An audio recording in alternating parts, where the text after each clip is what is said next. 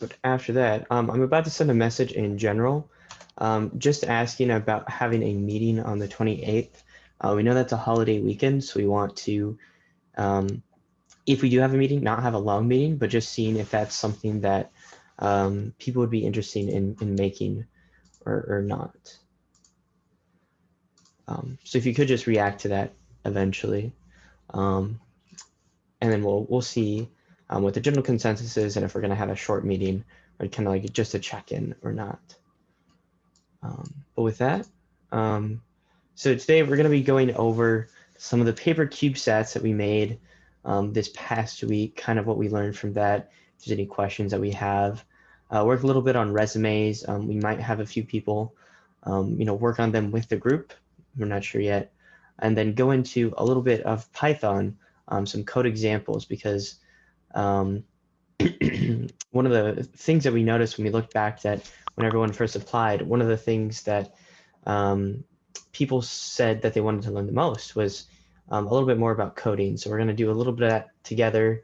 We're going to assign a little bit with Python and maybe even give you guys some actually a pretty difficult challenge to work on over the next couple weeks. And then we're going to go through just kind of like a brief high altitude balloon debrief. That picture you see there on the right, yesterday, the UNL AXP team, we had a high altitude balloon launch, and just go over a little bit of what we learned from that and some of the cool pictures and videos that we have. And then if we have any time left with the meeting today, since we weren't able to have too many office hours, I think we're just able to have that one early on in the week. Kind of have that time where if you guys have any questions for your resume or you want someone to look it over, we're here so we can ask those questions and we can give you the advice that we have. But with that, I'll kind of pass it over to John to talk about the paper CubeSats. So I believe last week we sent you guys home with a format to make paper CubeSats, and so now we want to see what you guys made. I'm just gonna, I guess, are there any volunteers who want to show off your paper CubeSats?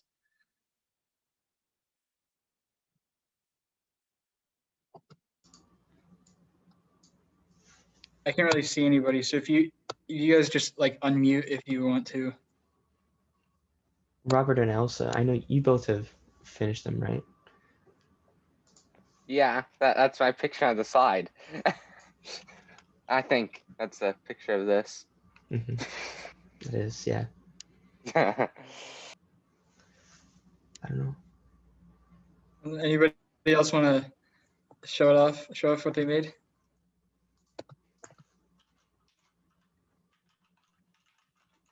Okay, Andrew Wing has one.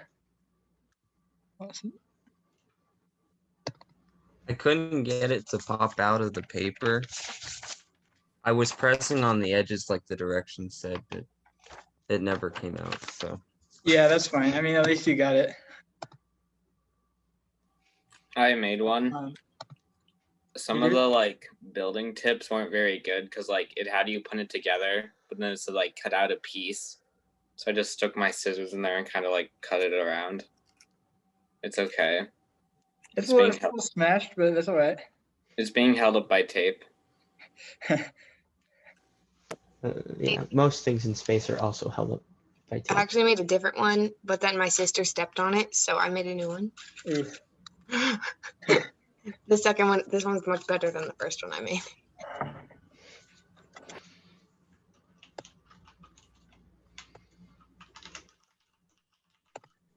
Yeah, those look very good. Is there anyone else that wants to show off their piece of art?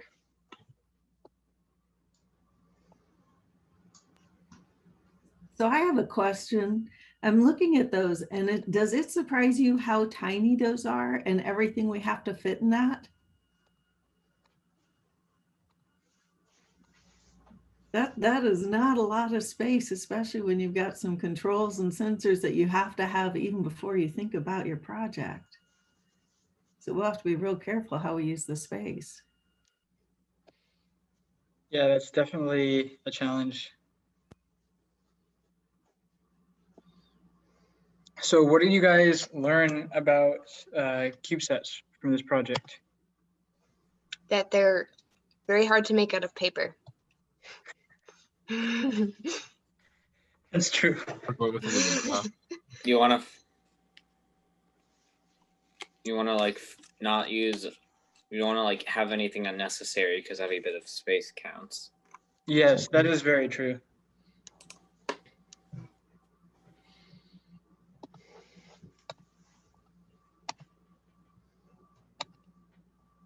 So just in terms of the components that we had in your paper CubeSat, and I know it was probably a little bit hard to tell because like they were just paper, but which ones took the most space and which ones were kind of the smaller ones?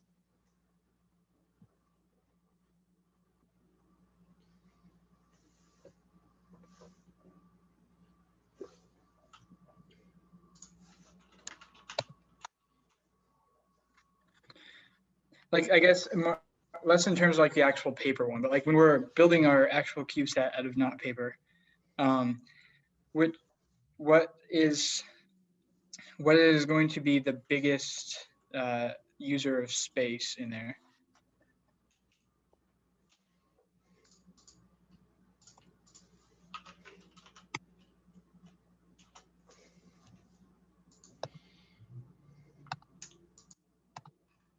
Nobody? Okay. Also, yeah, it is. Dylan Smith says cooling system, which is probably going to be pretty big. Yeah. The batteries. Battery. Mm-hmm.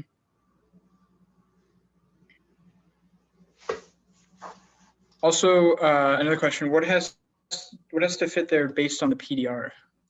Oh yes, sorry. Gavin says the communication system as well.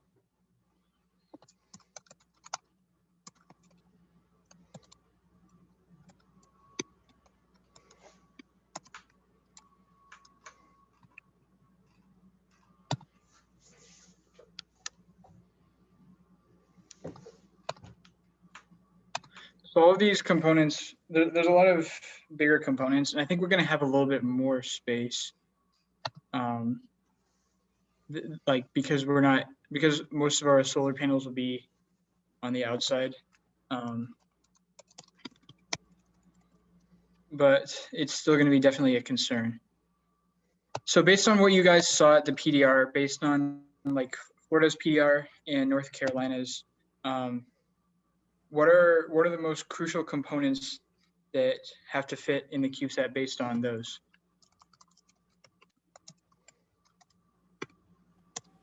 I'd guess like a communication system, since we're going to kind of like set up a network between like them.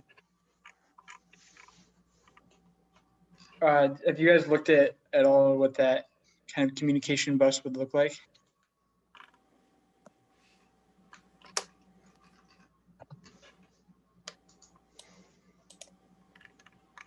I guess not. We haven't really done that. On Thursday, Joel and I hopped in the Florida and North Carolina meeting, and we were talking about what the actual communication thing can look like. And it's basically just like a little flat, I don't know, 10 centimeter by 10 centimeter square. It's like, I don't know, maybe a centimeter or two high. I forget the exact name of it, but I don't know, maybe Joel, you want to talk about that? Yeah, I mean, so I know we've talked about both having like the secondary mission of communicating with the other CubeSats while they are in orbit, and that's mainly what that was about. But there's a lot of different options for like how to communicate CubeSat to CubeSat,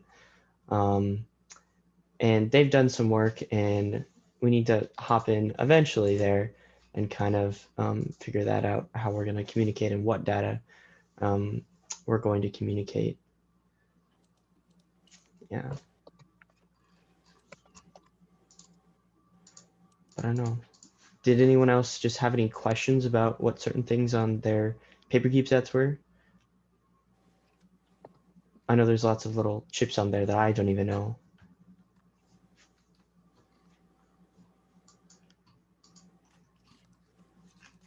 All right. Also, does somebody want to like kind of record all the components that we need for the CubeSat? Like I know we've kind of looked at it broadly, but is there anyone that wants to just kind of keep track of all the ideas we come up with?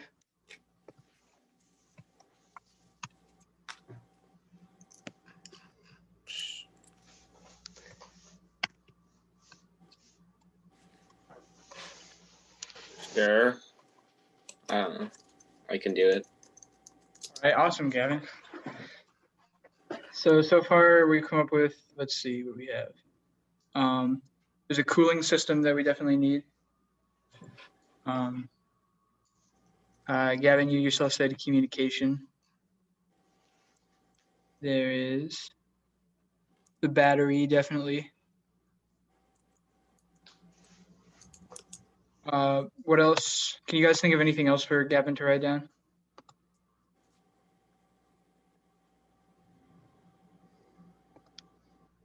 You guys really, I think, know what it all is, because it's got to go into the proposal in about 6 weeks.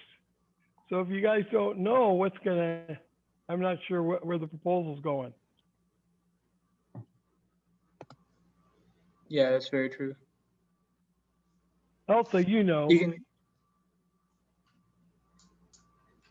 Okay, yes. So Caleb. from the chat, the electrical systems, that's very important.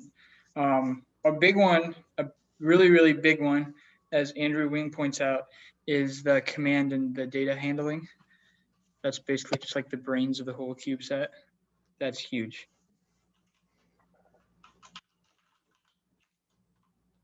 What are the kinds of things, like thinking specifically of the fact that we're going to be using a perovskite panels on the outsides? What kind of components then do you guys think we'll need on the insides to deal with that system?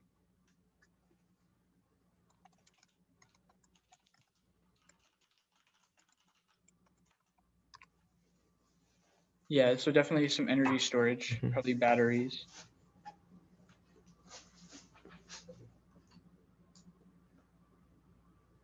What else?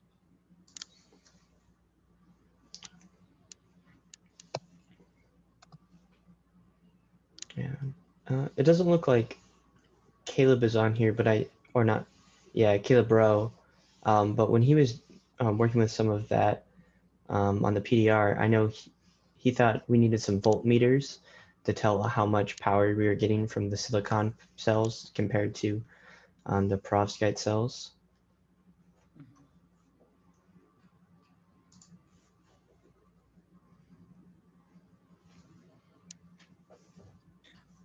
Another thing, so have any of you guys ever messed with a Raspberry Pi? I've messed with an Arduino board before, but not a Raspberry Pi. Yeah, it's pretty similar. So from your experience just messing with the Arduino, how big would you say that is? Because I'm not sure if everybody has experience with Arduinos. It's like that big. I can actually grab it right now if you want me to. Yeah, go for it.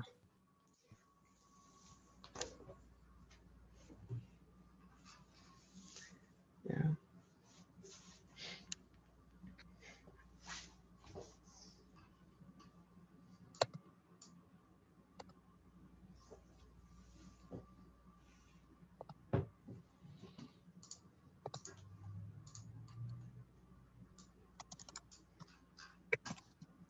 This is the main one I have.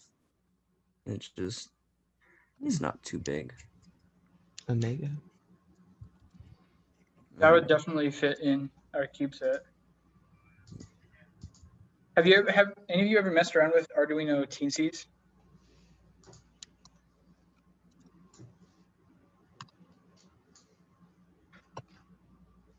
No. Joel, do you have one of those on hand by chance? You can. I do not actually. I was looking around for one, but I don't. But I have one I can show John. yeah. Yeah, go for it. So, do you want me to show what an Arduino looks like also? Because I have that right here on the same thing. Just go for it, yeah. So these are the Teensies. if you guys have worked with any Arduinos yet. So I know that some of you have mentioned that you've worked with C++. So these things work off C++. This is the Teensy. It's kind of like a little bit more powerful Arduino, and there's a lot of cables here, but this is the Arduino also. You can see it's a bit bigger than the Teensy for comparison, but yeah. What's the size of those things?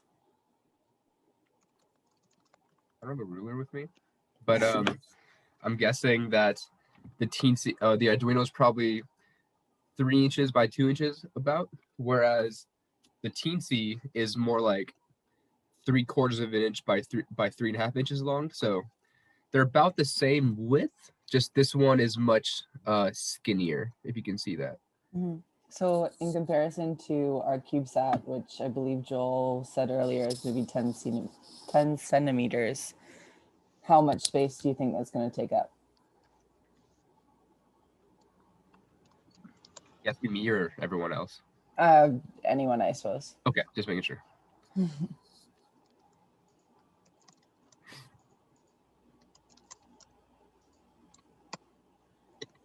So I guess like some stuff that we're really going to have to consider is like what we're building versus what we're just getting and then putting into the CubeSat, because like the stuff that we're just getting, assuming we can't, you know, remanufacture it in any way, that's going to be like a fixed amount of space within our CubeSat. So then we have to think about like the stuff that we're going to be building, how much space do we actually have left? And how are we going to be able to configure those pieces inside of the CubeSat with all of the stuff that we can't actually change, like the Arduino or the Teensy or, you know, et cetera, et cetera. And then for the kind of solar cells, I know that like, obviously they have to go on the outside, but do we know in any way if like, is it okay if we, you know, have something else like outside of the CubeSat, or is that going to cause like our proposal to be rejected?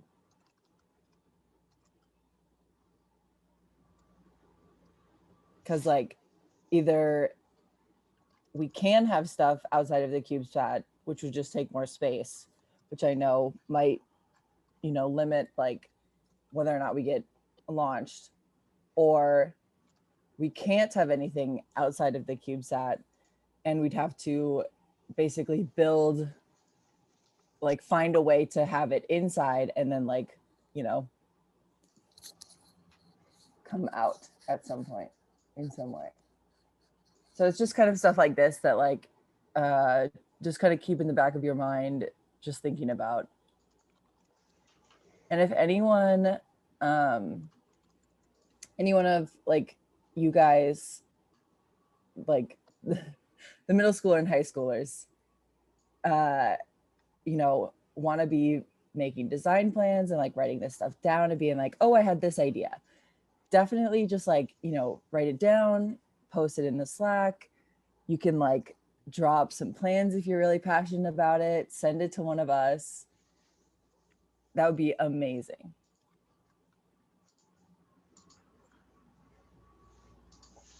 Yeah, absolutely. Hey, you guys, are you guys asleep? Because it kind of seems like you're all just dozing off over there. This is like, we're here to help you, but primarily this is your team. And so as much as we're going to like try to prod you guys along the right direction and give you guidance, like you guys also need to be kind of engaged.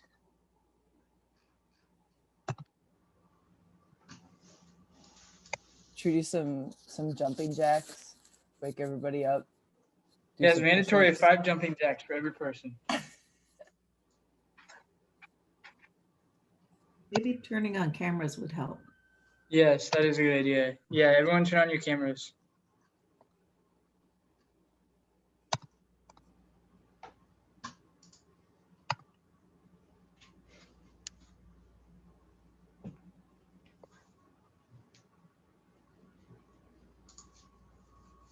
Oh, there we go. Look at all your bright, shining Alright. faces.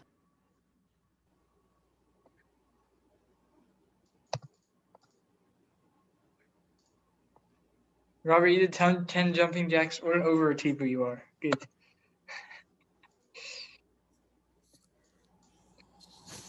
So one question that John McClure raised is about vibration, because we have all these components inside the CubeSat. So how are we going to stack them to try to avoid them just breaking apart or bumping into each other too much when the CubeSat vibrates? This is something I honestly don't know, but I think it'd be good for you guys to start researching.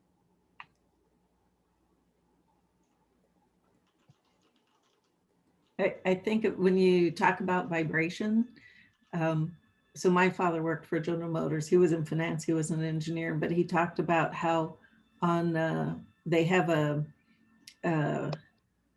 big, I don't know, vibration machine that actually mimics like being on the railroad tracks, and they put the cars on it.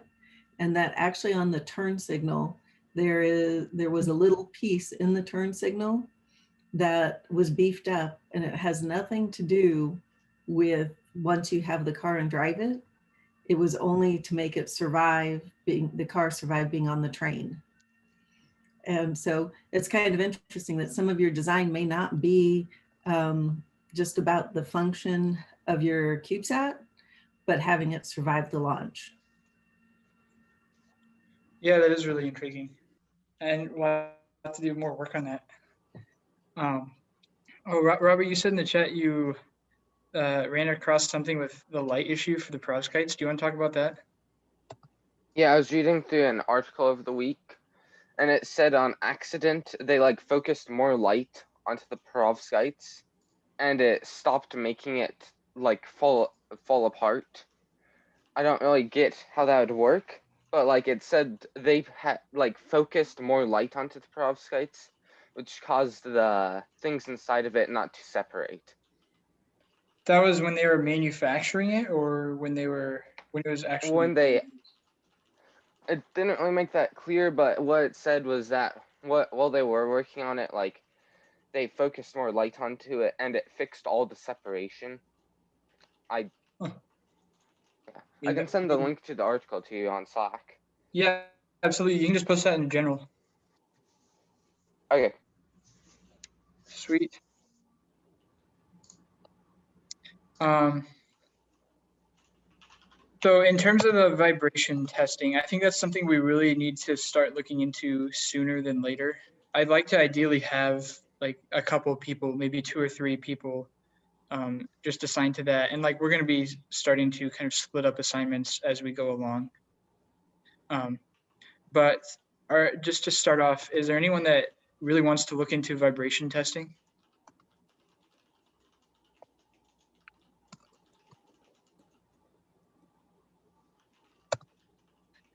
If you don't volunteer, I'm going to just pick you. And that's not what you want.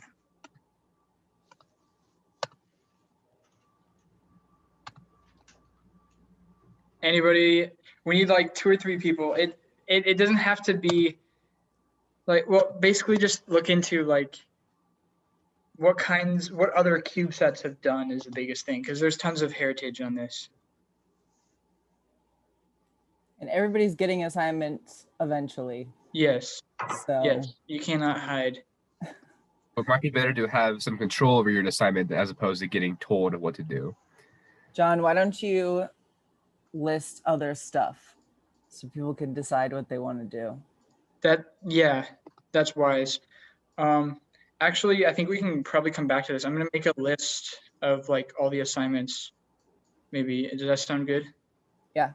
And then at the end, we can kind of revisit it. Okay. So just think about like the parts of the CubeSat and if you have preferences. All right, maybe we can move on and we can come back to the assignments at the end then. Absolutely. That sounds good to me. Well, just to kind of transition a little bit to the coding things that we're doing. I know we gave a little teaser at the beginning that we're going to be doing some Python. But I'm actually going to stop sharing and share a different screen real quick here. I don't know, does anyone here have experience doing Python? I do. Yeah. How well do you know Python? I did a little bit a long time ago. I was I mostly focused on HTML, but that was like 3 years ago, so I forgot most of it. But we did a bit of Python as well. Very cool. Well, I have a pretty yeah. good knowledge of C++, so I know how the logic works. I just don't know how to actually put it in. Mm-hmm. But I have done, if you've ever seen like the Harvard beginner coding CS50 program, I made it to I believe I finished week 0, week 1, and almost finished week 2 at this point. I'm still working on it, but I did do the readability one, which is pretty difficult. Very true. So Yeah, that's really cool stuff. I actually did that course too. That's awesome, Katie. I'm working on a code right now that's now 466 lines long. Yeah, that's when it gets a little bit more difficult and a little bit more frustrating, I'm sure. But I know so it sounds like we do definitely have some people that have experience with Python and coding in general. So this might be a lot of refreshers to you, but I guess kind of an idea that we came up to just to bring everyone up to a similar speed was to kind of have everyone work on this solo learn course. It's an online free course, and we're kind of thinking about assigning modules over time and then having our own kind of weekly challenges. If you saw in the file sharing channel on Slack, I already sent one of the challenges that we kind of have for the next couple weeks if people are able to do that. We were kind of thinking if we wanted to just go through this first module of the course together. You can see I've already gone through a little bit of it, but I think for next week would be assigning all of module 1 and module 2 if you guys have the time to complete those. So yeah, if you can be like as responsive as you can for this. I don't want to be coming up with answers myself because I've already done it once, so it's going to be really boring for me. So if you guys can like tell me what to do, it's going to make it really exciting. But so just going through this first module here, Python, for those of you who don't know, it's a high-level programming language with applications in so many areas. I know right here it says Google uses it, NASA, CIA, Disney, as well as so many other companies, more than I think anyone could list off at the top of their head. But it's one of the most commonly used programming languages right now, and it's what Raspberry Pis use as well. Joel, you're using that in some of your machine learning too, right? Yes, absolutely. Yeah, that might be a question that comes later, so I'm not going to spoil anything. All right. I Are you guess. guys following along? Joel, you posted this in the Slack, right? A link to it? Okay. In file sharing. Yeah. If anyone wants to follow along, and if anyone wants to, I mean, it's highly recommended that you follow along. Yeah. Because you guys will be assigned module 1 and 2, and might as well do it now instead of having to do it again later. But I don't know. Is Python what is Python? You can just shout it out, please. Programming language. Absolutely. Thank you, Andrew. That's correct. So yeah, like John has already teased, there are almost no limitations to what can be built with Python, as well as many other languages. But you can do standalone apps, the web apps, I think kind of what Elsa was talking about, data science, machine learning models, even more than that. But yeah, so this says you need to install it on your computer. The way that we kind of have it set up right now, you don't have to install it on your computer. We're just going to be using a web page that will compile all the code for us. But yeah, they also have the code player. So as John has said, can Python be used in machine learning? Yes. Absolutely. Very right. So that was the first out of the 6 like individual lessons in here. So just trying our first program ourselves. If you guys want to do this on your own as well, you can click try yourself and it'll come up with this neat little thing right here. Ooh, there we go. So it's just, this is the basic syntax, which is just like the way you have to have everything arranged. If we go ahead and click run, it'll run that code and the output will be here on the right. So if you wanted to, you could do like, hello, big red satellite spelled correctly. And then it would do hello, big red satellite. So that's just a print statement. You know, basic, but you know, we all start somewhere. You can leave the page and continue on. So I don't know, this is pretty easy stuff. Output or print? It's print, right? I don't know. We can probably go through this a little faster here. But how would we arrange these to make this output look like this? Put Can the you A guys- first, then B, then C. Yep. All right. So now for operations, just basic math, right? What do you think this is going to print? Is that going to print out like 2 plus 2, or is that going to print out 4? 4. Yeah, I agree. And what about this right here? Is that going to print out 6? Yeah. All right, we'll run that and we'll see. Now I have a question here. So if this is 5 plus 4 minus 3, what happens if I divide here instead? Is this going to be 5 plus 1 and a third, or is that going to be 6? Any thoughts on that? I'd say it'd be like the 1 1/3 because order of operations. Mm-hmm. Honestly, I'm not sure what it would be. I think that's probably right. Wait, Yep. oh, does it round like? No, so it automatically casts it to it. Oh, I thought it. Sorry, I thought it said 6 before. Oh no, it said, well, yeah, it did say 6 before, but it was minus and not divide. But just for this, it always helps to use parentheses, just like you do in math most of the times.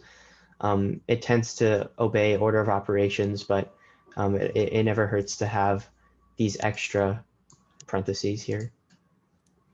We can continue on with this. Someone can just shout it out. It's 6, yes. All right. Yep, and we just did this, you know, the star is multiplication and the backslash, or // is division. My bad. So what about this one? I know this is just basic math, but is it 6, 6.08? Is it, so if it's A, B, C, is it A, B, or C? What would the difference be between 6.0 and 6? Yeah, so this leads to just talk about data types for Python and for languages in general. So the mathematical representation like that the computer has of these numbers are different. So when you divide a number, it returns something that has a decimal in it that we call a float or a double, depending on the precision.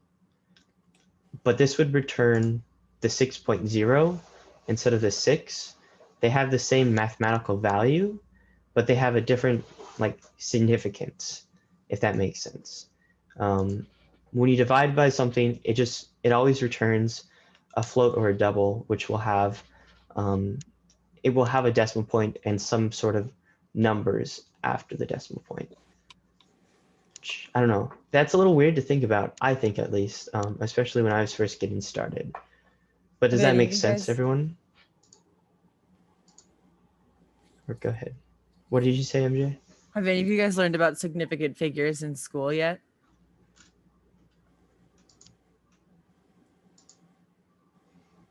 No. Maybe, maybe not. Keegan sounds like has. Tegan, can you give us a rundown? It's been a while and I did not do that good when I did it. But basically it's just like how many decimal points you sort of count, or like how many numbers you count in like a series of numbers. Like I don't know how else to describe it besides that. It's like, I don't know. You'll learn about it in 9th grade physics if you take 9th grade physics. I learned about it in my 10th grade chemistry class. I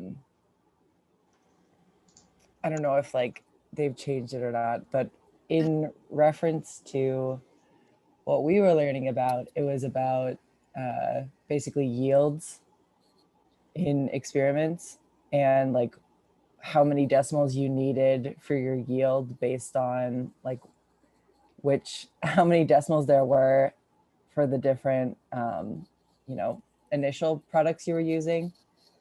And like Tegan, my memory of it is spotty at best, but looking into like significant figures and like Joel was talking about like the float numbers and stuff like that, like that's definitely something that we would highly encourage. Mm-hmm. Yep, and we're gonna look into floats just a little bit more now. They kind of teased you in the last lesson, and then we'll go into this. So floats are used in Python to represent numbers that are not integers, so are not those strict number line values. So for floats or doubles are also floats. Examples of those are 0.5 or -7.823. There's lots of different examples of those, infinitely, really. Yeah, so you can directly create those when you create a number if you just have a decimal point there. If you have 6, or if you have 6.0, the 6 is an integer, and then the 6.0 is a float. So we can try this ourselves here real quick. So these will both print out floats and these are two different ways to represent a float. So 3 divided by 4 will be the 0.75, and then 0.42 is just 0.42, of course. Does that make sense to everyone? Okay, we can continue blowing through this. So which one of these is not stored as a float? Please just shout it out. 7. 7. Yep. We'll just keep going through here.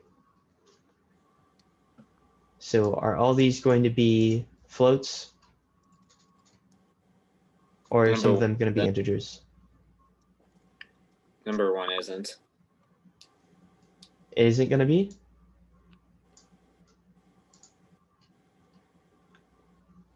We'll see. Yeah. So it actually will be. It returns a whole number, but when you do a divide operation, even with 2 integers, it's always going to return a float, which is just weird to think about, and we'll learn about that more over time. Wait, so how many significant figures does it print out in the float of the output? Like, is that number every time? Well, honestly, it entirely depends. Like that's kind of the whole thing about significant figures, is if the numerator has a certain number, then you go by that. But if the denominator has like a different number, then one of them limits the other. And I don't 100% remember it. Yeah. Yeah, but it follows But those with rules. like I'm assuming it follows rules. I don't know about that much about Python. But yeah, like with just like the 4.0, like if there's only there's no need to trail zeros after that. Like it would just limit it to 1. And it looks like Python doesn't actually use significant figures. So It's to be similar concepts, but yes, slightly different. But yeah, someone want to shout out the answer to this?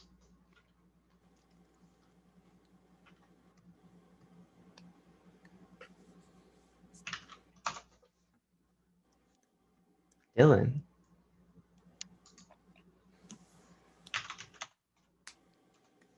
Oh, you're right. I just typed it in wrong. My bad. All right, but moving on to exponentiation. This is raising things to a power. And we use 2 asterisks to represent raising something to a power. So what would this be? 2 to the 5th power. So 2 times 2 times 2 times 2, 5 times. Someone want to shout it out?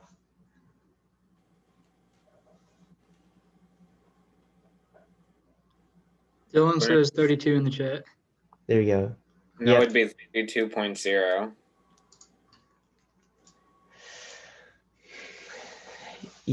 Yes, for multiplication and raising things to powers, it's actually just going to be 32. It doesn't make sense. If you made this 2.0, then it would be 32.0. It's weird and very specific and just doesn't make sense most of the time. But so Gavin, you were able to do that in your head, right?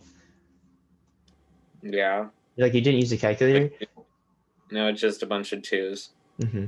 So like, what about 128? What's 2 to the 128 power? Can you do that in your head?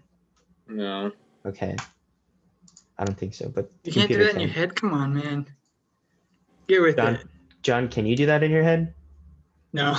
Okay. But yeah, a big number, 3.4 times 10 to the 38th, with a lot of decimals in there as well. You know, computers are powerful, and you know, you can do that on a calculator typically, but in Python you can do some cooler things as well. So what is this going to look like if it's 5 to the 3rd power? What operator do we use for to the power of? Star star. Yep. There we go. Is there a way to get it out of scientific notation?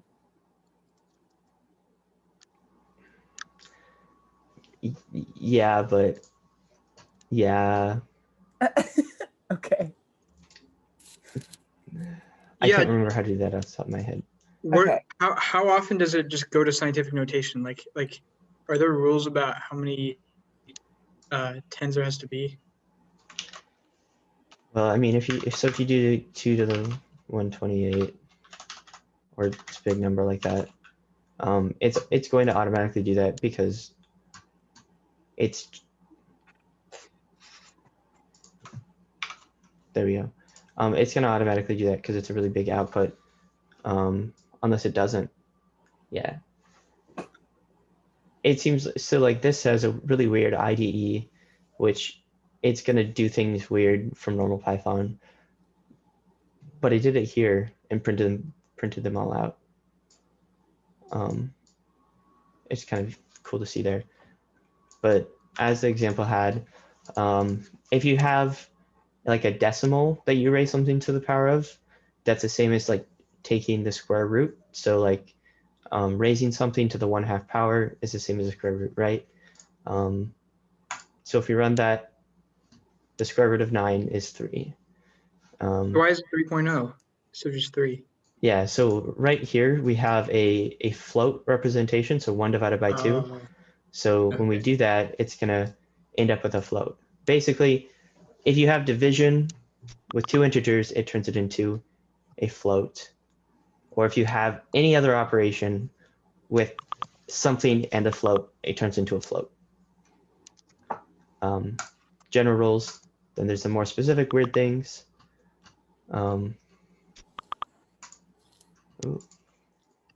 Yeah, so have you guys talked about third roots before? Maybe. So it's just, yeah, it'll be 2.0. So that's like the inverse of the power operation. I don't know. And then quotient and remainder. So have you, I'm sure like when you first did division, there's a remainder. Have you heard of the modulus operator before? Maybe, maybe not. But that just returns the remainder when you do a typical division. So if we try this ourselves, what should the remainder be from 20 divided by 6?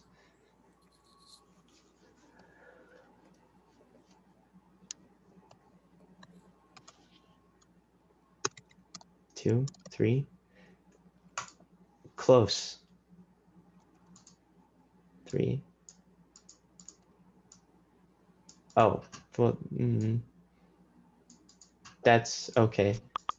Never mind. That's floor division, not modulus.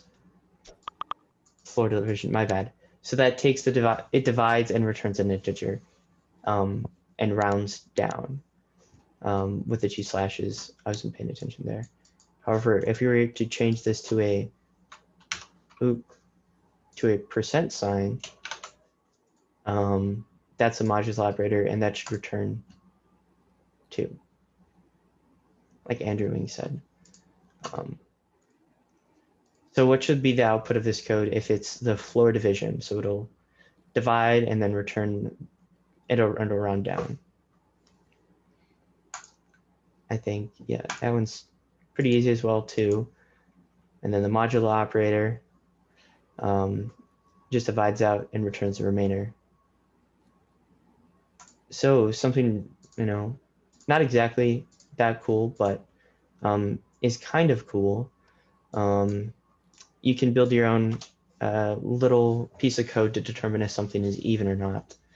So if you have even though it's really easy to tell, you have like a big number and then it's an even number and you do modulo 2, it should return 0 if it's an even number. And then if it's an odd number with like 7 at the end, it'll return 1, and then therefore it's a, an odd number. All right, and there we go. But so 7 modulo 5 floor division 2, what would that one be?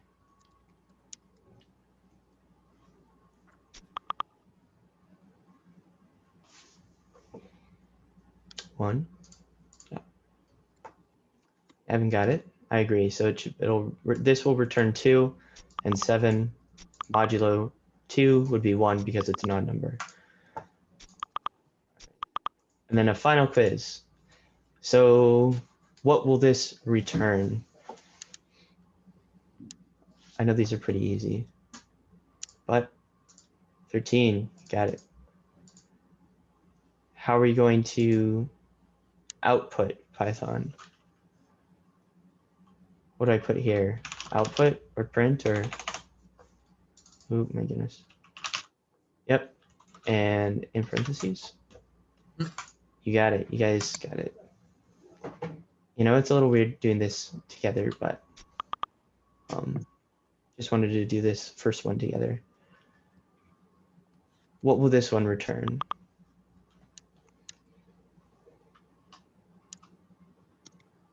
Three. 3. Are you sure? Oh, let me see. Yeah, so going through this. Evan and Elsa got it in the chat. Yeah, so 3 to the second power is 9, and then floor division by 2. So that's 2 goes into 9 4 times, or 4.5 times, and then we'll round down to 4. Keep going. And so which one of these operators are used to calculate the remainder for division?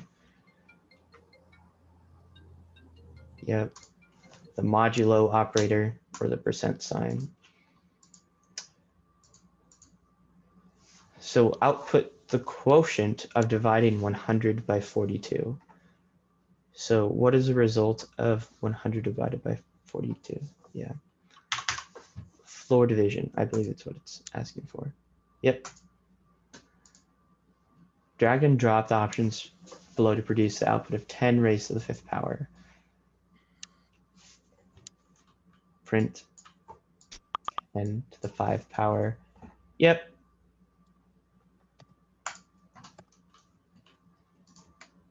All right. Well, so we just made it through the basic concepts. I believe for next time, we're going to assign getting through the strings this week. Hopefully, I don't know, if you guys were bored by that, you guys can go a little faster through this module. And there's some more interesting concepts within here. But if you have any questions, feel free to reach out. We have, I think, from in the AXP team, as well as other members on your team have experience doing this. If you have any questions or need any help. I don't know. But I guess that's all very helpful, Joel. Yeah, so that should be a lot of good fun. So now for the more fun, you know, a more difficult challenge, I kind of have a demonstration here. So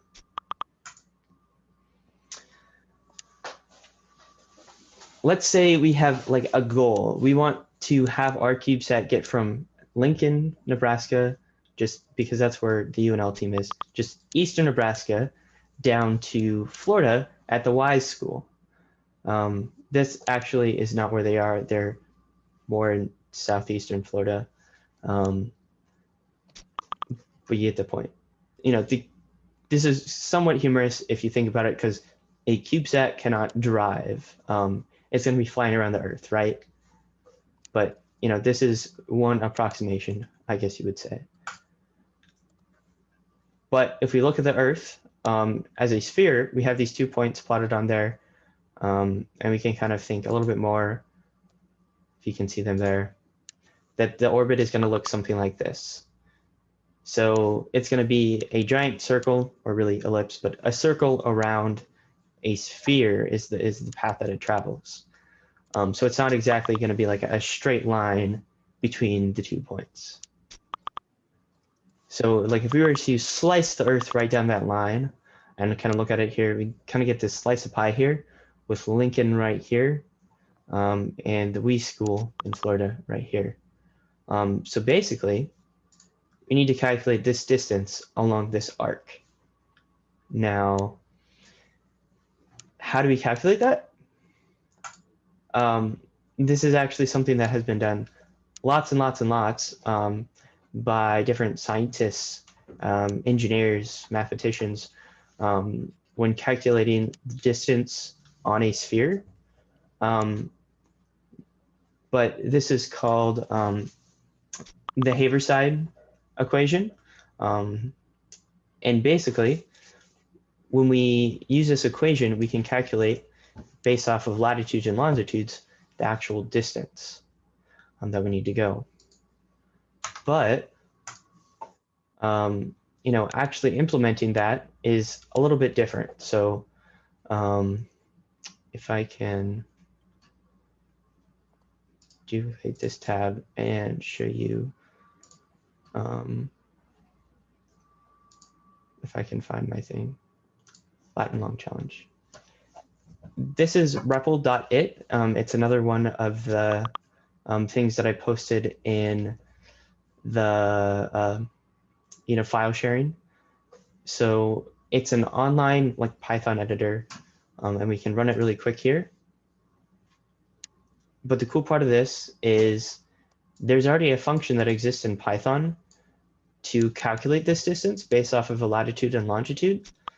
But we can also design that code ourselves by implementing that function. So by, you know, solving this problem with that equation, which won't be that difficult to use, you're going to be writing a piece of code that Python employed someone to write and include in a Python library. So once you guys figure out how to do this, you can all get hired off and go get paid for what you're doing. But I digress. So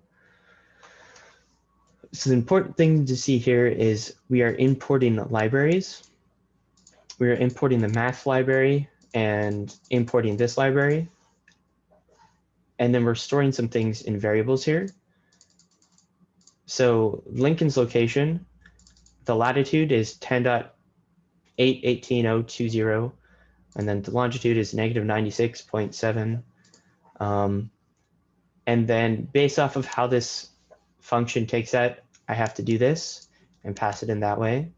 But then that outputs 1,543.38 miles. Now, if you were to implement this right in here, we can use a combination of like math.sine and then like put your lat1 in here. And then just to make whatever we are returning here, the result distance, equal to this equation right here. So in addition to this right here, there's a Wikipedia page with more information. So as far as like challenges go and difficult homework, this is going to be a pretty difficult challenge for especially people that haven't had a ton of experience coding. But if you have a little bit of experience and know how to import those libraries, it's going to be a little bit easier. But we've actually, if you click on that challenge link within there, it'll bring you to this page and you can directly edit things, add to it, or take away from it. And you only have to implement this one equation. I've taken care of everything other than that for you. I don't know. Does that sound like a fun, applicable application for everyone? Yeah. I don't know. And then we can actually like calculate how far that CubeSat would have to travel in order to get from, you know, eastern Nebraska down to Florida where their team is. I don't know. That sounds awesome. Has anyone ever done, like, those of you who have done this before, has anyone done this problem before? It's a fairly common introductory problem. No? Okay. Well,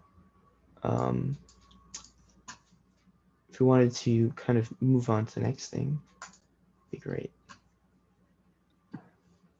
Mm-hmm.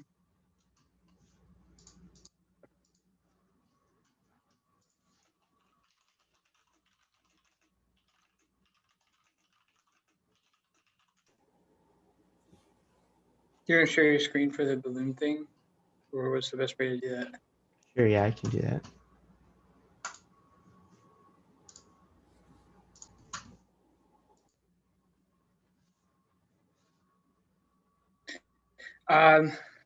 I think the best thing would honestly be just to show the video first, right? Yeah. Of the whole thing. Yeah. Where's that video right now then? Good question. What video are you talking about? Yeah. The one that we showed at the general meeting or a different one?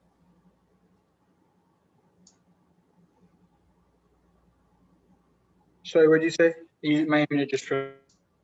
Oh, are you talking about, it looks like he's frozen again, but are you talking about the one that we showed at the general meeting for aerospace, or are you talking about the one that Matthew posted in Slack of the launch? I was thinking like the shorter one. So the one that Matthew posted in Slack? To be honest, I don't remember which one Matthew posted in Slack. It was the one we showed at the general meeting. You know, the one that was like 2 minutes or something. Okay. The one that you made. Okay. Do you want me to share my screen and show that again, or? That'd Yeah, be great. sure. Yeah. Okay.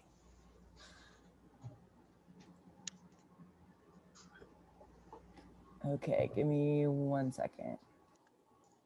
This is going to be interesting because you guys are going to have to do the same thing and come late spring. So not only are you going to have to do this late spring, is that you're also going to need to test out some of your components at 45,000 feet. So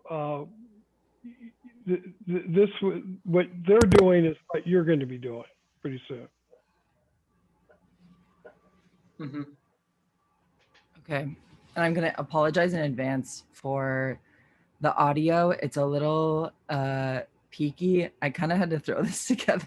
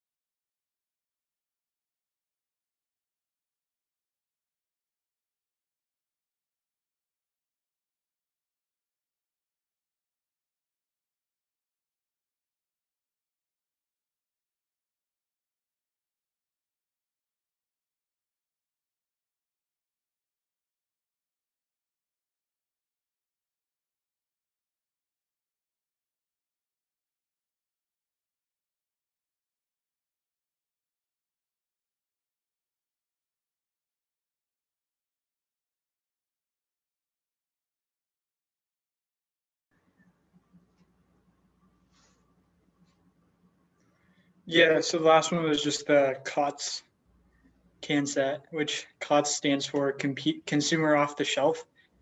And what that was a GoPro that we bought and also Spot GPS that we bought. The purpose of having the COTS payload was just to have a control, basically, so we could test our capabilities compared to the other two. And so we had the Spot GPS, which was really useful because it is super reliable. It didn't break when it fell. And also we could track it on our phones. So that was how we actually found where it landed in the cornfield. And then the GoPro obviously fell off, which was not optimal. Yeah. What are the biggest learning points from this that we can take to the next high altitude balloon?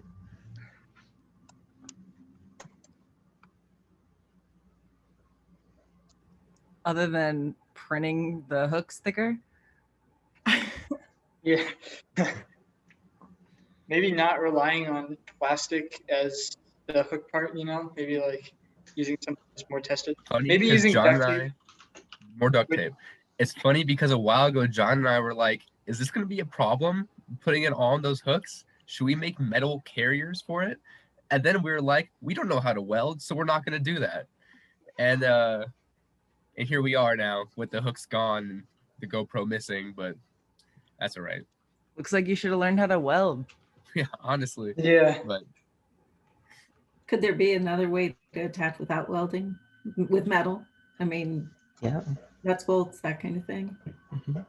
There's definitely more ways than welding. What, like by using like we could like machine a portion, but we were thinking of like making like a metal basket essentially for so that way whenever the thing pulled up, the force would be on the bottom and push forward from there. But whenever we were doing that, we were considering the force of the balloon carrying it up. I don't know if John and I ever even considered the force of the parachute, which is kind of pretty stupid in retrospect. But Yeah. But yeah, I think we ended up abandoning it because I don't know why we abandoned it. It might have been we probably assumed that we were over engineering it or that it would get expensive. I'm not sure why we didn't end up going through with that, just that we didn't do it. Yeah, I think this is interesting just because when we do our testing for our CubeSat, what we don't want to do is lose some key information because we didn't do some simple tests on the ground. And so the importance of stress testing. Yeah, we didn't do that. We learned a lot of good things about project planning in this one, such as, for example, you need many weeks to test, and yeah, you can't just expect to compile everything at the end, especially because assembling everything takes way longer than you think. Yeah. And additionally, for those 3D printed parts, we did not consider like how the cold would affect it because it was at the very top of our path that parachute went out. And so that plastic was really, really brittle, which definitely had an impact. Joel, that actually, so according to, I can't remember the professor's name who was helping us, but he said that he reckons that it would actually probably have fallen about 60,000 feet if it got up to the 100,000 before the parachute actually deployed. So it would have already been moving at terminal velocity before it even pulled out in the first place. So that's also, so yeah, you're right about the brittleness, but honestly, it probably was just falling so fast that brittle or not, it wouldn't have survived that jolt. Yeah. Because when we do our CubeSat, it's great that we get a CubeSat out, but it's even more cool if we have good data back. Certainly.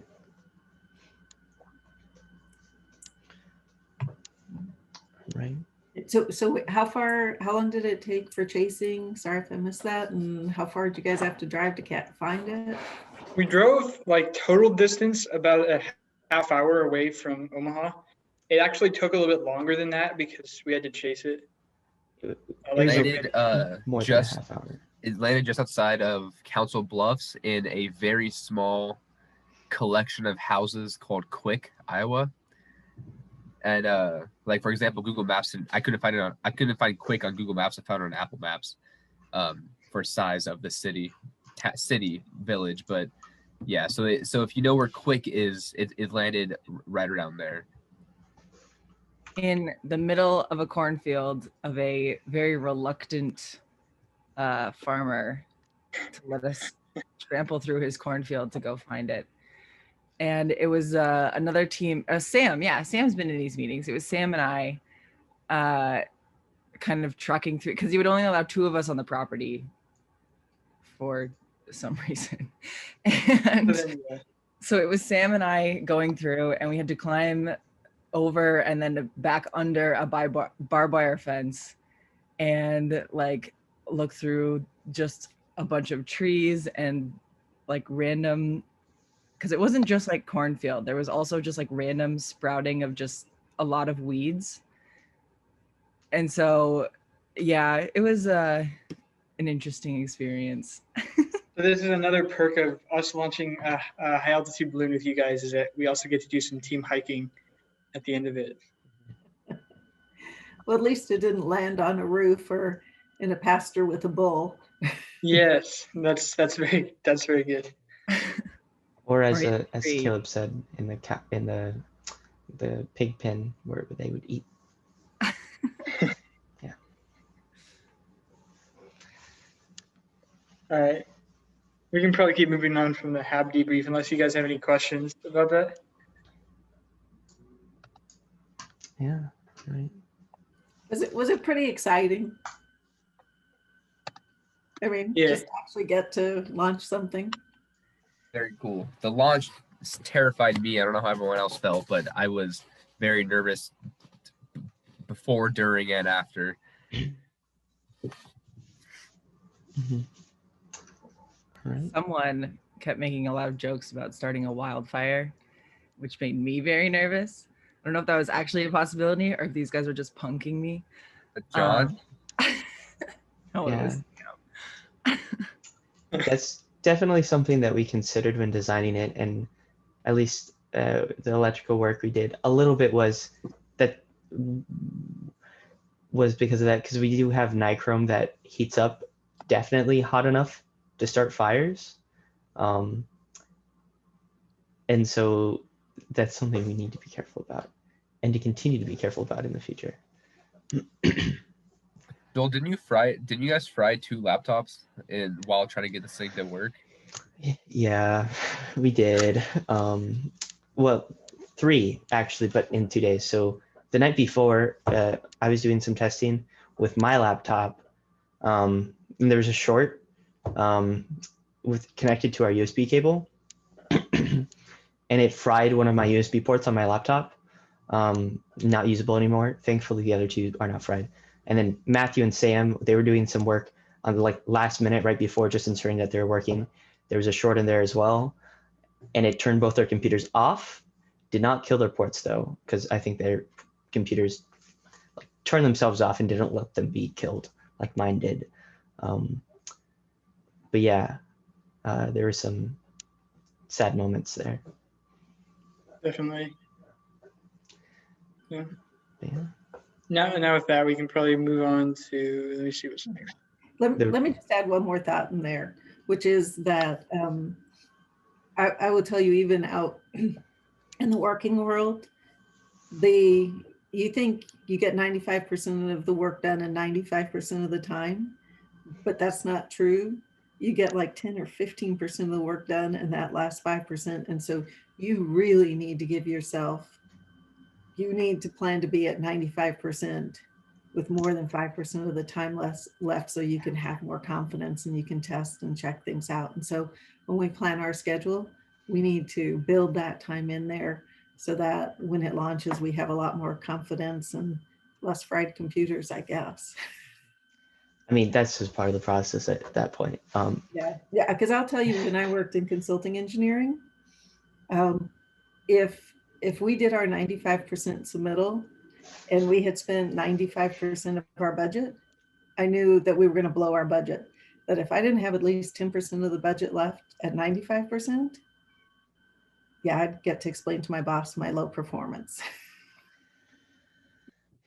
Yeah. Yeah. We had everything, all the electronics put together like 3 weeks beforehand, and then we figured out we had everything put together wrong, and went through that as well. But that's good stuff. But I believe next we're going to talk about like the risk charts, not risk charts, just the matrix, right, John? Yeah. Okay. I think we had do you think the best way is just to share this with everybody and have them follow along, or what? Yeah, so it's posted in the file sharing as well. All right. Yeah. So yeah, if all of you want to go to the file sharing, these NASA charts are there.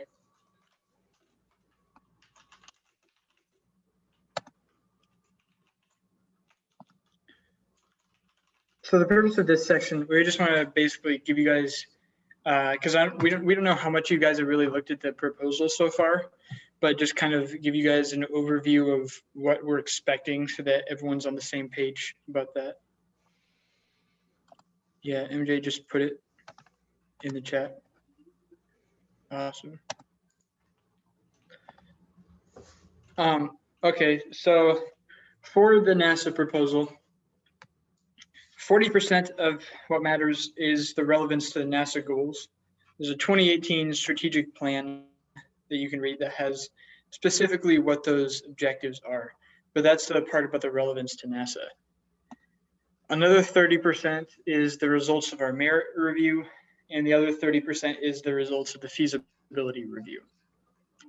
So the charts on the relevance to NASA, the potential impact to NASA, and the feasibility and merit reviews, those are the 4 charts that you see there.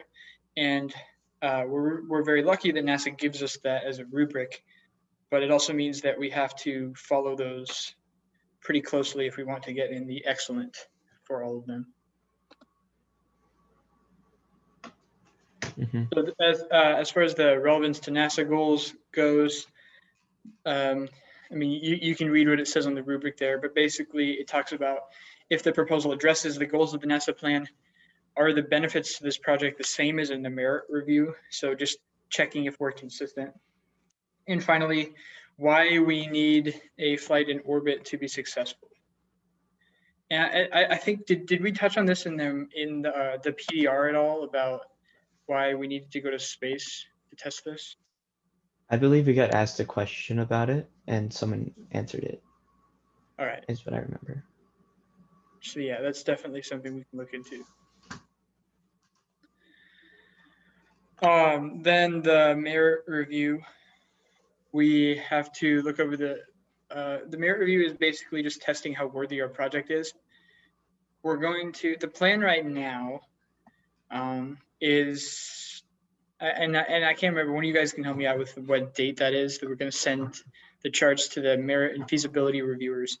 But do you guys remember Taylor, Beth, and was it John and Matt from NASA and the other industries?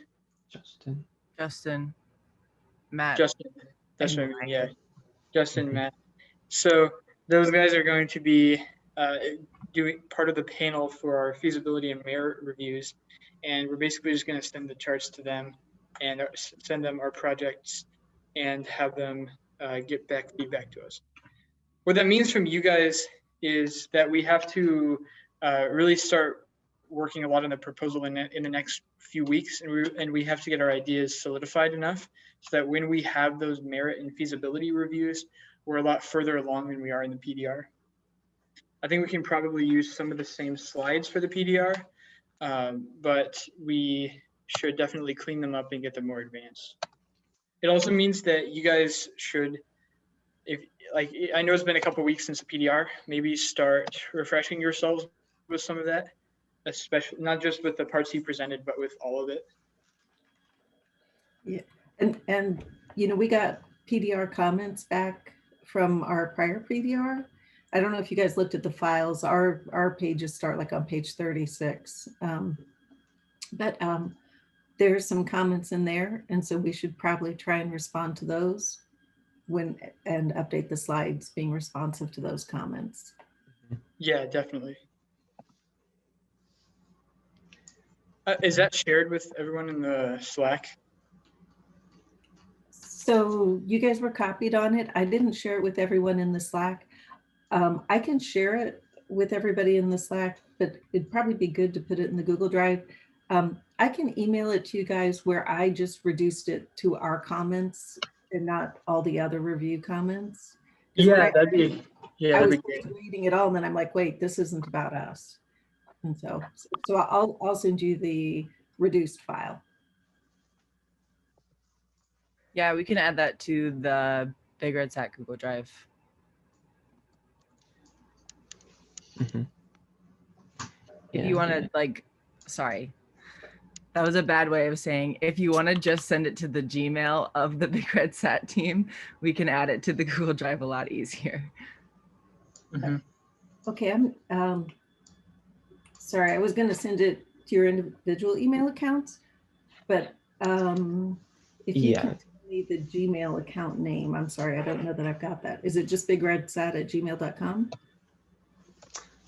No. It is. We will send you the email in chat. Yeah. Okay.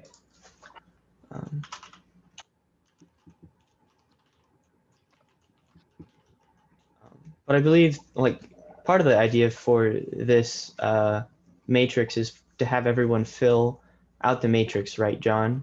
And then we'd be able to kind of see where everyone thinks we are right now, and then move forward from there, right?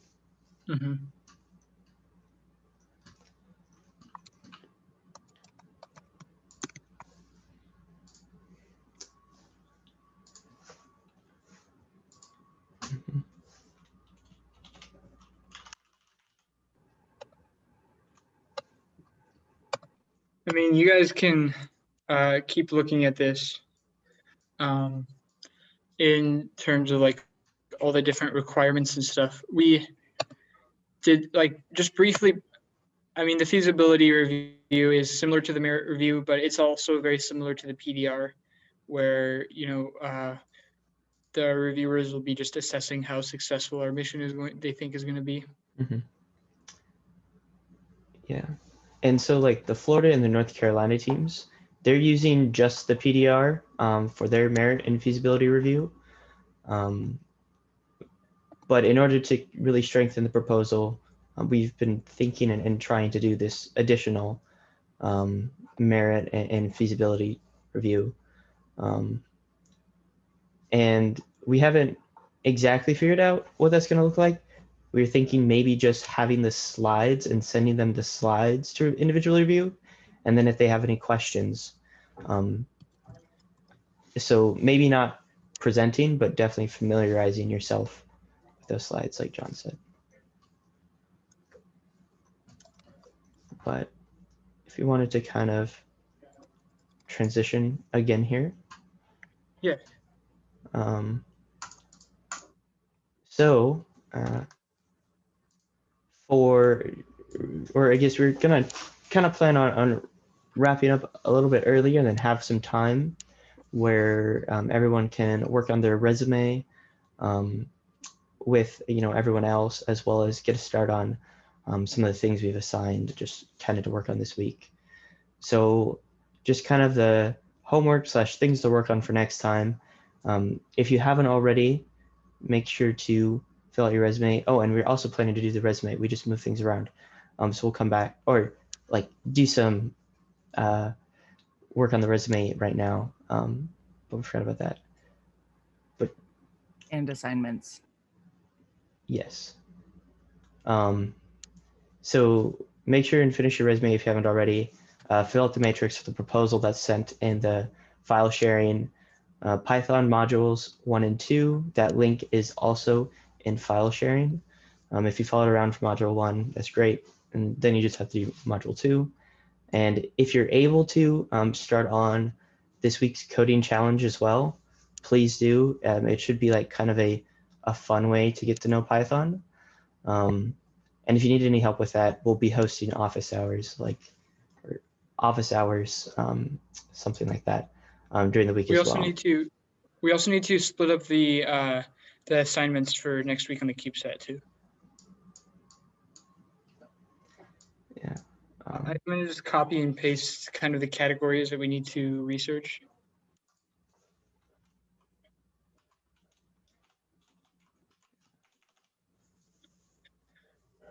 So everyone's going to have a task, but it's like we said before, it'll be easier if you choose it instead of us choosing it for you. So looking over that list, does anyone have any preferences for which system they need to work on or questions about it?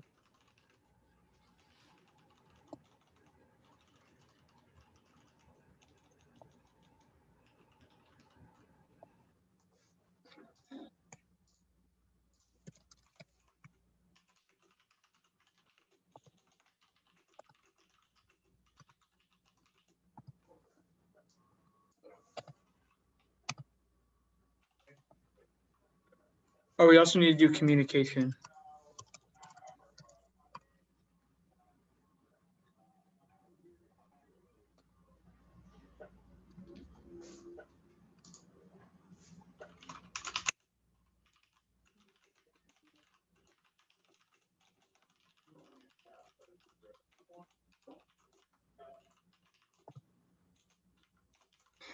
Dylan, the vibration is just kind of looking at the stresses that everything's going to be under during the launch and how we need to build the CubeSat in order to avoid everything just kind of breaking apart.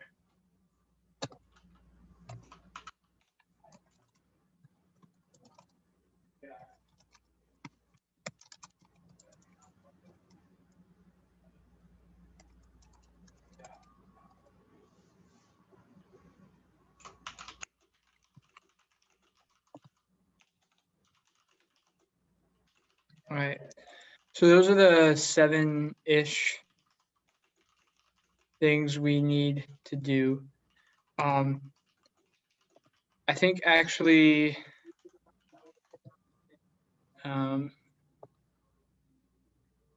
sorry, 1 second.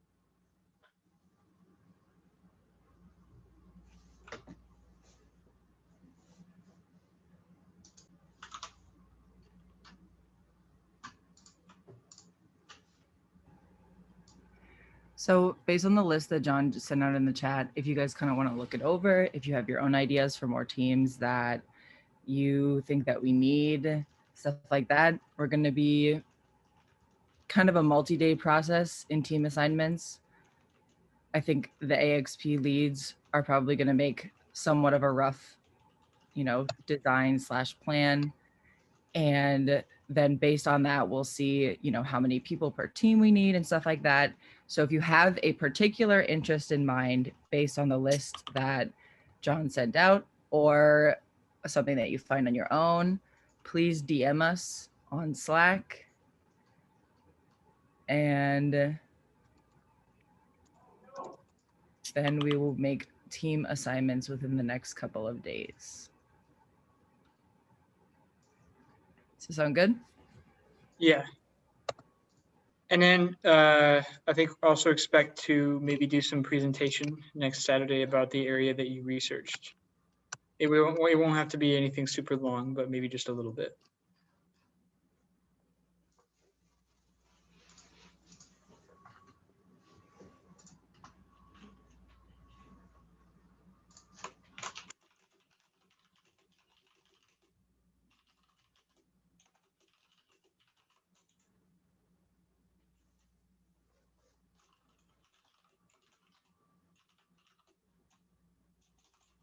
Does anybody have any questions over any of that information, or are we good to move on?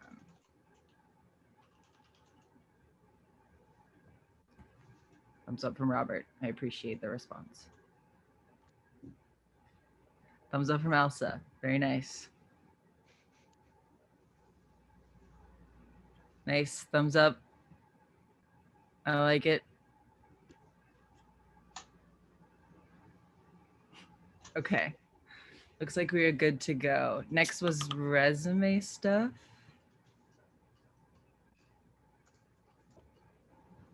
Question mark? I think that sounds right. Yeah. Resume. Okay.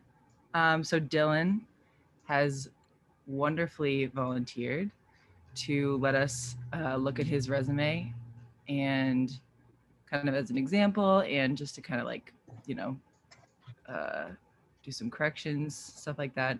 I'm gonna copy and paste this text into a Google Doc really fast. So give me 2.5 to 3 seconds.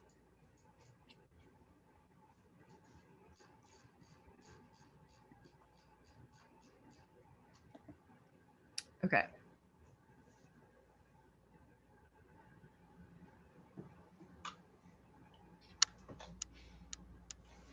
So here we go. We're going to start with, Dylan has his name, very good. Contact information, 8th grade, very good. Did you, I think we had school on there as well. Yeah, it's below the line, I can see. Okay. So all of this kind of like personal type information should go in the same category. So go somewhere up here. And like this formatting stuff, it should all kind of be on the same line like this. Does anybody have any thoughts as to the order that we have here? Because like, I know this stuff seems really like, oh, who cares? Why would people look at this? Like, order of, you know, whatever information isn't important. I would have a tendency, in order to make space, is to have the name and the email directly below, and then on the far right have the grade and the school.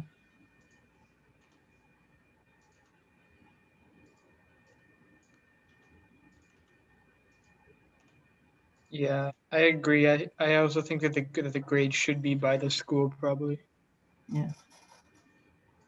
So just flip the email and the grade locations.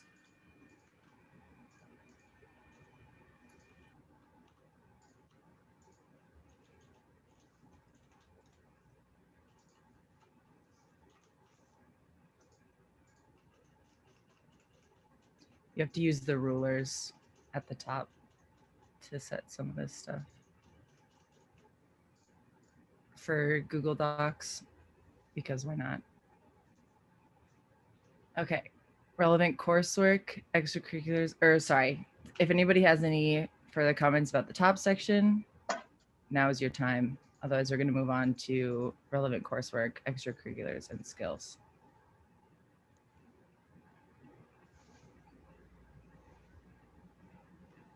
Silence. I would just say, if the name of the school has school in it, you probably don't need to put school. They could just say Gretna Middle School.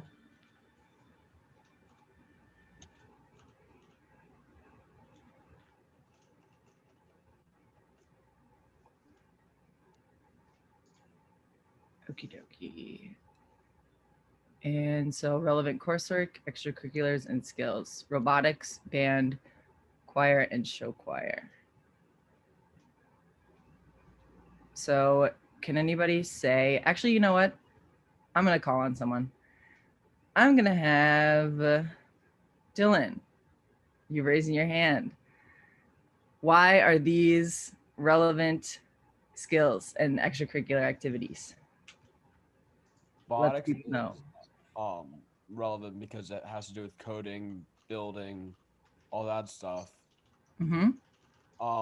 The other ones, you said you were also supposed to have a non-relevant on the thing. Oh, that was an example of, sorry, that was an example of what not to do. Oh. The non-relevant ones.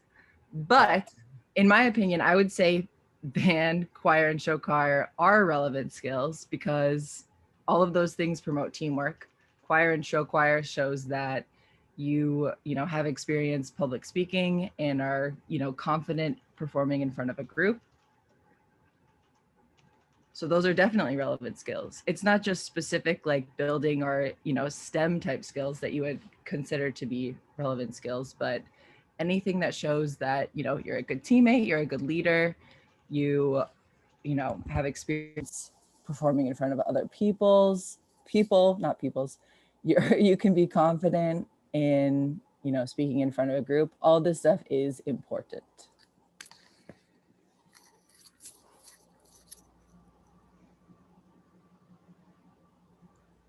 Okay, so keeping that in mind, Dylan, is there anything else you want to add?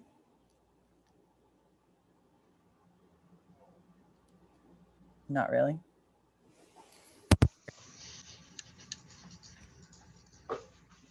Okay.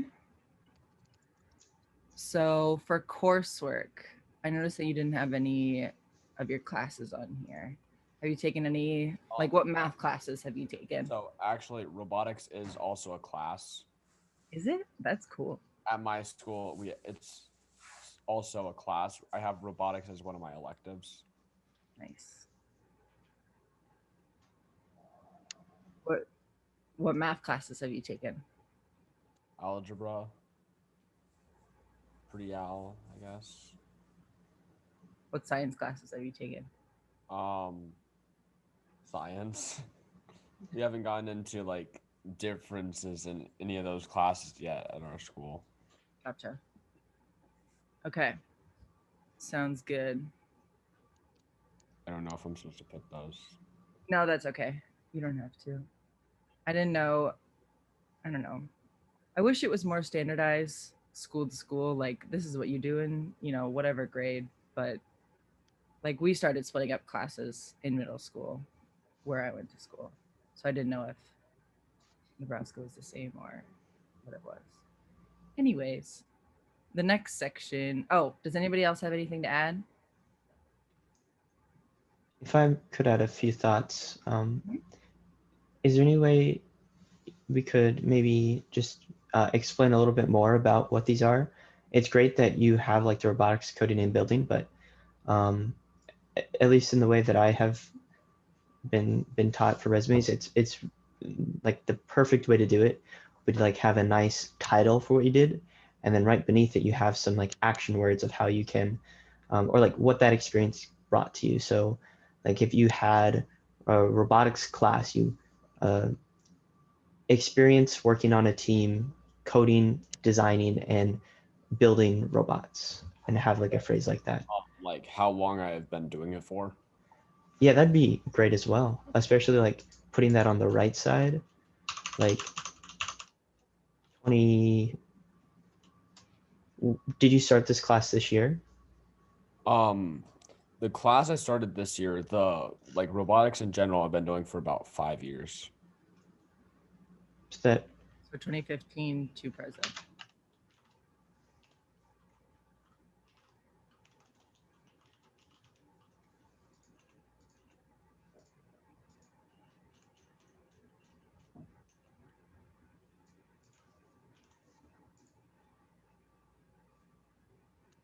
So what are some of the activities that you did on the team or in your class? For the class, at the moment we're building a robot and coding it to do tasks around a board.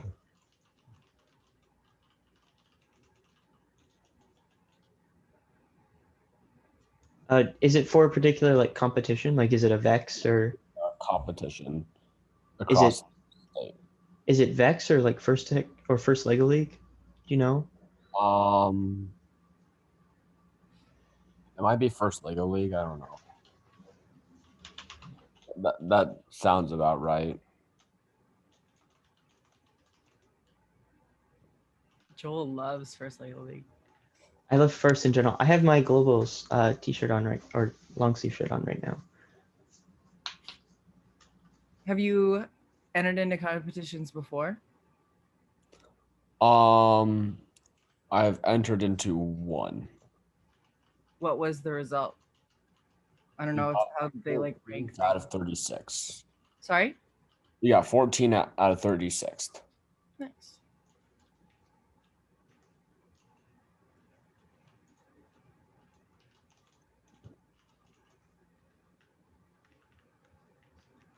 Hello, team.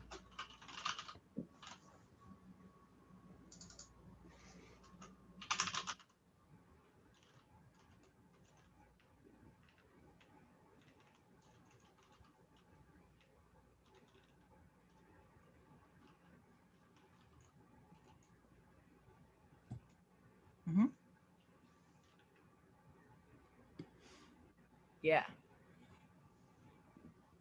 So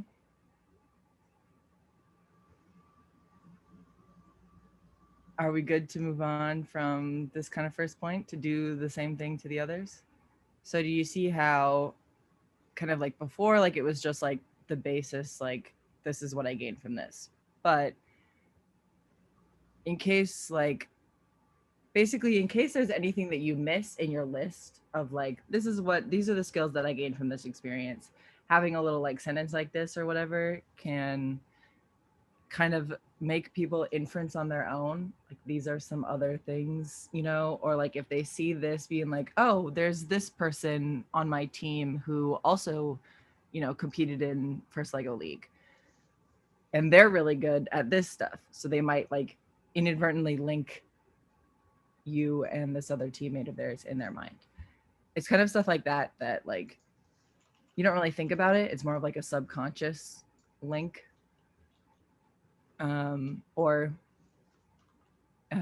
we call it implicit bias in some of our classes, which can either be a good or a bad connotation. And in this case, it would be a good thing. Like, oh, I know this other person who does these things really well from First Lego League. So that means that Dylan might be really good at these things as well. So next, for band, working on a team, what instrument did you play? Or do you play? I play the trombone. Trombone, the slidey trumpet, if you will. Very solid choice. So how many trombone players? We have 7. 7.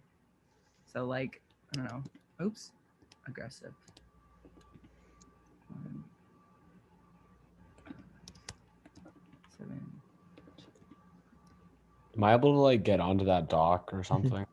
Yeah, you have the link just forwarded to you on Slack right now. Okay. Well, there you go.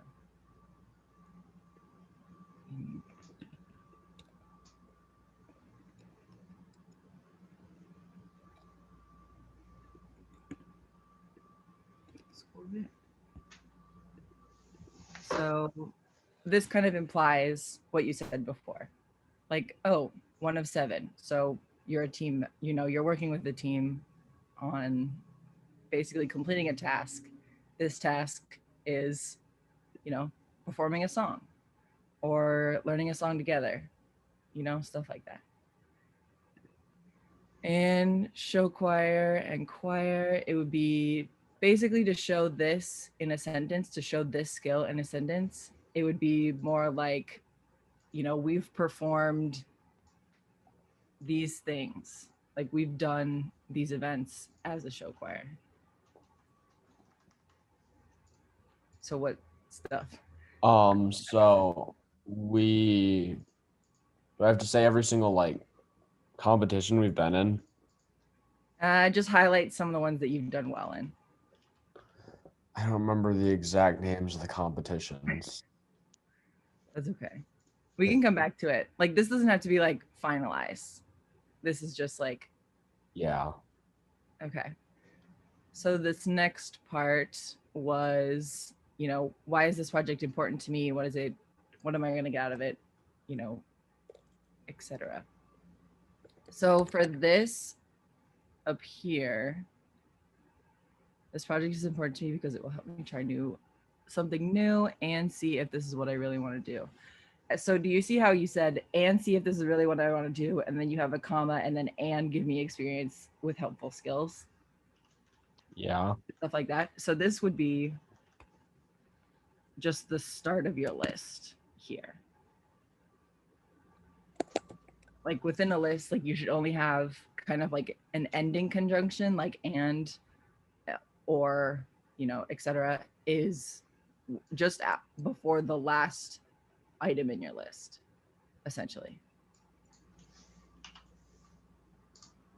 Yeah, I'm not great with like grammar. That's in okay. writing. That's okay.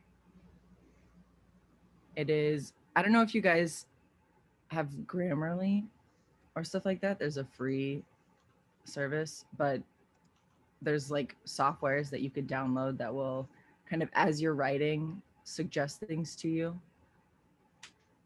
to fix your grammar or spelling and stuff like that?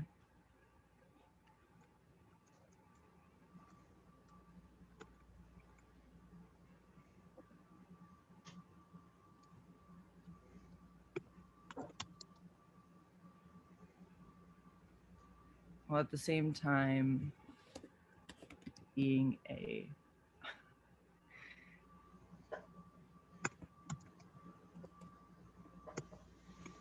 so for stuff like this, you know, it's kind of it means the same thing. Inexpensive and very cheap definitely mean the same thing, but inexpensive sounds a little bit more like you know, business appropriate, I would say. Being inexpensive, and like this part right here, easy for them to allow. What did you mean by that? Like they don't have to like hire people to do it for them. We're like wanting them to make us do it. Okay, so what is another way? Oh, Joel, stepping ahead here. What's another way do you think that, you know, you could reword that kind of how we did with very cheap to inexpensive? And it doesn't have to be Dylan that answers, it can be anyone. And You could say something like maybe like a wide range, maybe. And a wide range Yeah. of what? So while at the same time being inexpensive and a wide range Of skills. of skills. and they don't need to hire people for it, I guess. If they don't need to hire people and like easier, like maybe that's reducing complexity. I don't know if, is that kind of what you're thinking? Yeah, like reduces the complexity, what you said.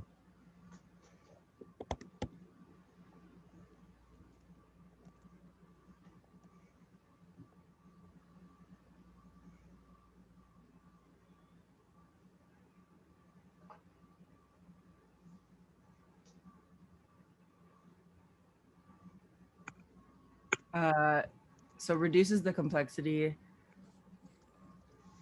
I would, at the end of that, just say something like, for NASA to do this research, you know?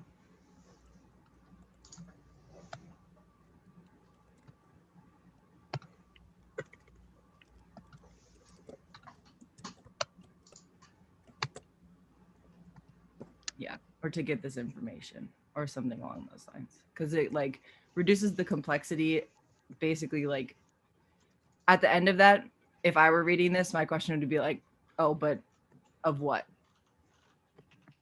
You know? Like reduces the complexity to get this information. Does that make sense? Yes. Okay. Is everybody else still on board with this? I know this is a very Dylan heavy show, but this is I think Evan and Elsa want to, and maybe Elijah too, want to share theirs as well. okay. We can do that. So it is time. It is noon, or in 47 seconds, it will be noon. Before, you know, if some people have to leave, if there's anything anybody wants to say, otherwise we can move on to the next person's resume. Yeah, absolutely. We can do some breakout rooms maybe with some of the AXP members individually. Yeah, that sounds good. And Karen and John, you guys are more than welcome to say. I know that Karen has a lot of experience in this stuff and is a excellent resource. It's 12 o'clock. Oh.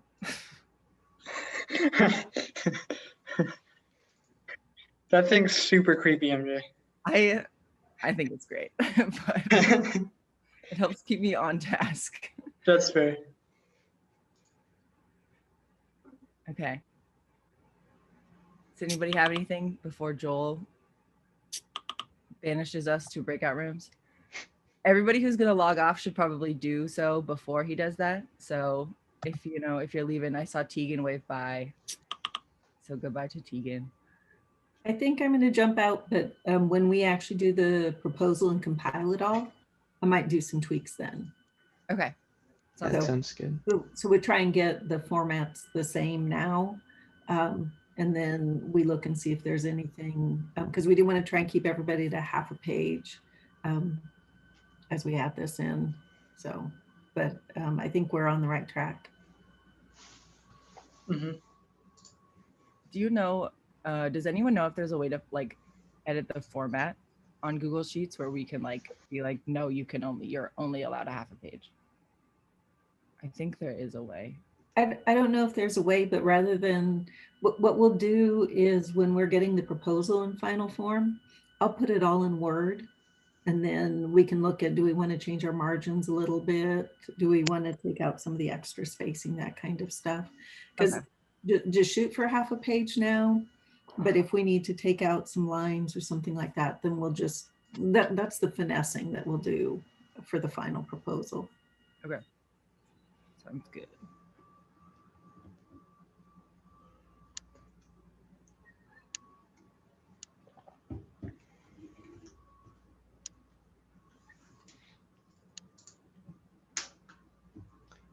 All right. So Elsa, Robert, Evan, and Gavin, do you, all four of you want to have like one-on-one resume reviews, kind of?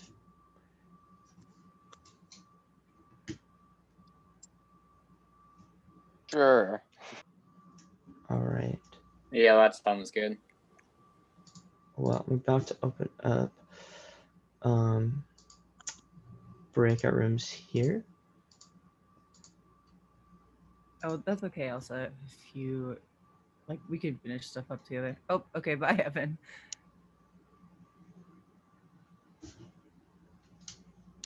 Wait, Robert, do you want a one-on-one thing, or are you leaving? Or were you just saying goodbye to Evan? I sing right to Evan. Okay. All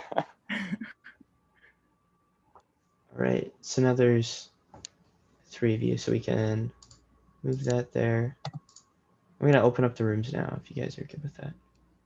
Mm-hmm.